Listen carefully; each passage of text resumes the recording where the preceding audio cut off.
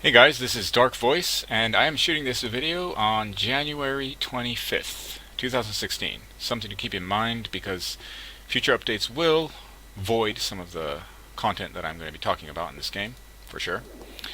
Okay, what we are looking at is a farming base for Town Hall 11, and I am going to go through a speed build later on in this video, but first I'd like to cover some of the characteristics of this base, so you can know what you're getting yourself into. Alright, so this base protects basically all of your resources in one shot. It doesn't sacrifice elixir to save gold or whatnot, although you can make a couple of modifications if that's what you want to do. A lot of people say it's hard to save up two resources at once, and I myself try to focus on one at a time. Right now I'm stuck without builders, which is why I'm building up a bit of both, but yeah, normally I try to go for gold. If I'm going for gold, I'll go for elixir heavy armies, and I'll try to get bases that have a lot of gold, naturally. Anyway, so yeah, that's one characteristic, is that all of the loot is in the core. And if your opponent does get to the core, you will lose a lot of resources, so that's the trade-off. The general tower placement is very generic, I would say. All the expensive, good towers are in the middle. You have the Infernos, you have Eagle Artillery, you have, of course, all of your Expos, all four of them in the middle, and your air defense. I do have the Expos on ground mode because I get a lot of ground attacks in this trophy range. And air attacks don't seem to be that strong recently, I'm not sure. The minions did get a buff, but that wasn't such a big deal. Okay, CC lure, yes. The clan castle is close to the very middle of the base, and you can't lure the units out that easily. You have to destroy at least one tower if you're going with giants or balloons or whatever it is. Either that or you have to dump a ton of wall breakers.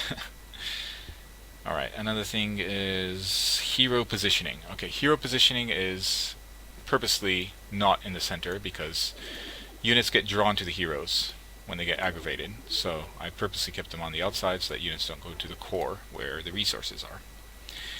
Traps. Now traps are all placed between two towers. That's the path that giants take and most other units will take.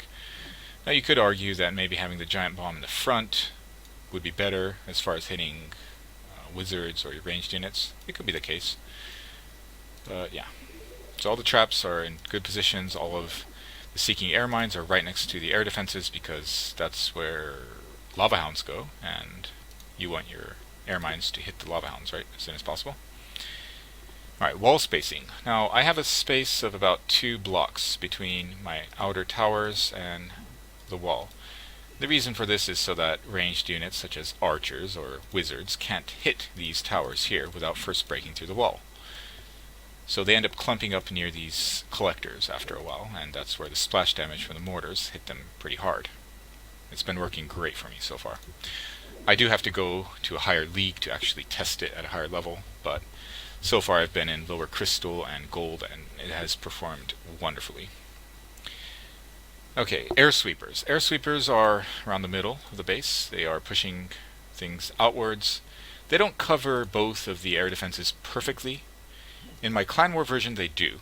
So you could swap positioning around a bit if you want to fix that. You could put the gold outside and put the air sweepers inside, and they'll be covered a little bit better. That's up to you if you want to sacrifice a little bit of resource for better anti-air.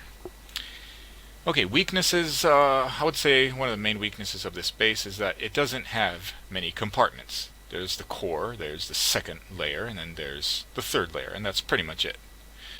If your opponent can manage to break the outer ring and funnel units to the inside, then you could be in for a lot of trouble. But, you know, every base has its weaknesses, and if there's a need, I'll change things around, but so far it's been working great. You can take a look at my defense log. I don't have a single loss in my entire log. Of course, that's because I'm at such a low trophy range, most likely, but these raids here with the barbarians and archers, these are all sniping my collectors. That's pretty much all that it comes down to. This poor guy here, he dumped his whole army and he only got like 50k. A lot of these are just people trying to drop trophies. There were a couple of serious attacks, but they didn't get too much. They only got like a third of my base. Okay, this guy right here, he used a decent army. He went very hog heavy. But yeah, it didn't work out too well for him. This guy here, he attacks with 10 level 2 dragons. Not such a good idea. Yeah, so as you can see, it's been performing okay. I'll know for sure once I'm up in Crystal League, like High Crystal or higher leagues, because I am planning on going there. But yeah, so that's it as far as the weaknesses, as far as I can think of right now.